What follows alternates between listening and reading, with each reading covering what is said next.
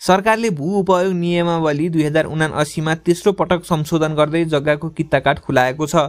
सोमबार बसेको मन्त्री परिषदको बैठकले तेस्रो संशोधित नियमावली स्वीकृत गरेको सञ्चार मन्त्री जगदीश खरेलले बताए। केही समयलाई कित्ताकाट खोल्ने उद्देश्यले नै भू उपयोगी नियमावली 2079 मा तेस्रो संशोधन गरिएको हो। भूमि व्यवस्था, सहकारी तथा गरिबी निवारण मन्त्रालयका उपसचिव तथा सूचना अधिकारी युवराज अर्यालले मन्त्री परिषदले स्वीकृत गरेको नियमावली राजपत्रमा प्रकाशित भएपछि कार्यान्वयनमा आउने बताए।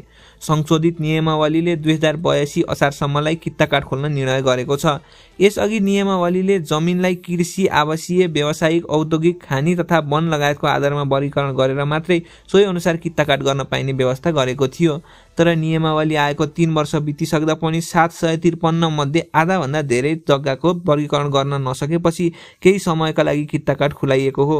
जग्गा कित्ताकाट नखोलिँदा कारोबार नै सुस्त भएको थियो। जग्गामा धेरै सर्वसाधारणदेखि सहकारी, ब्याङ्कको ऋण समेत प्रयोग भएकाले कारोबार सुस्त हुँदा अर्थतन्त्र पनि शिथिल हुन पुगेको छ। सरकारको यो निर्णयले अर्थतन्त्र चलायमान हुन सक्ने अपेक्षा गरिएको छ।